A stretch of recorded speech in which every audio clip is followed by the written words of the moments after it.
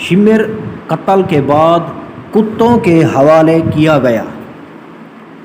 مسلم بن عبداللہ ضیابی کا بیان ہے کہ جب حضرت حسین کے مقابلے میں کربلا جانے والوں کو پکڑ پکڑ کر مختار قتل کرنے لگا تو شمر ذل جوشن تیز رفتار گھوڑوں پر بیٹھ کر کوفہ سے بھاگ نکلا۔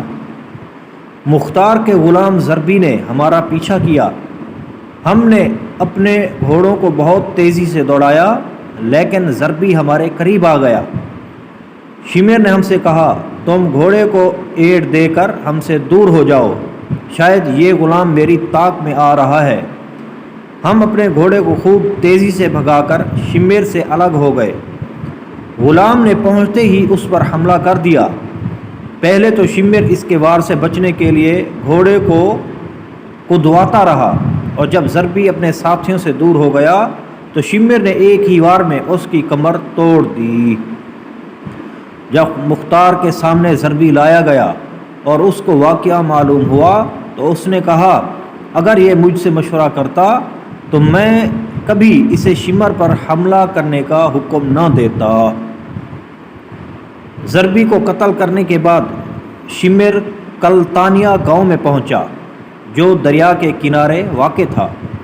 اس نے گاؤں کے ایک کسان کو بلا کر مارا پیٹا اور اسے مجبور کیا کہ میرا یہ خط مصعب بن زبیر کے پاس پہنچاؤ۔ اس خط پر یہ پتہ لکھا تھا شمر ذل جوشن کی طرف سے امیر مصعب بن زبیر کے نام۔ کسان اس کے خط کو لے کر روانہ ہوا۔ راستہ میں ایک بڑا گاؤں آباد تھا جہاں کوتوال ابو امرا چند سپاہیوں کے ہمراہ جنگی چوکی قائم کرنے کے لیے آیا ہوا تھا۔ یہ کسان اس گاؤں کے ایک کسان سے مل کر شمر نے جو اس کے ساتھ زیادتی کی تھی اس کو بیان کر رہا تھا کہ ایک سپاہی ان کے پاس سے گزرا۔ اس نے شمر کے خط اور اس کے پتہ کو دیکھا، پوچھا کہ شمر کہاں ہے؟ اس نے بتا دیا۔ معلوم ہوا کہ 15 کلومیٹر کے فاصلہ پر ہے۔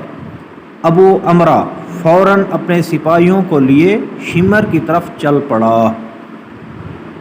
مسلم بن عبداللہ کا بیان ہے کہ میں رات میں شمر کے ہمراہ تھا۔ میں نے اس سے کہا بہتر ہے کہ ہم لوگ اس جگہ سے روانہ ہو جائیں، اس لیے کہ ہمیں یہاں ڈر معلوم ہوتا ہے۔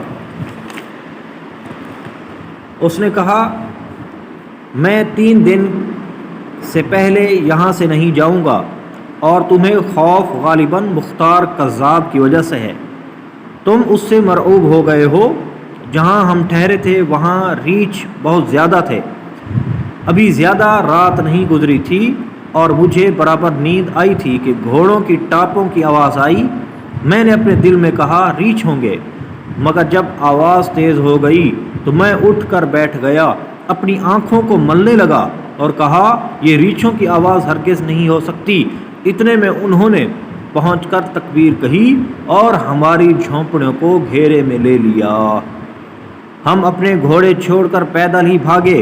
وہ لوگ شمر پر ٹوٹ پڑے جو پرانی چادر اوڑے ہوئے تھا اور اس کے برس کی سفیدی چادر کے اوپر سے نظر آ رہی تھی۔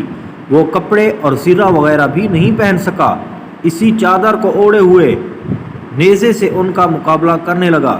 ابھی ہم تھوڑی ہی دور گئے تھے کہ تکبیر کی آواز کے بعد ہم نے سنا کہ اللہ نے خبیث کو قتل کر دیا۔ پھر ان لوگوں نے اس کے سر کو کاٹ کر لاش کو کتوں کے لیے پھینک دیا۔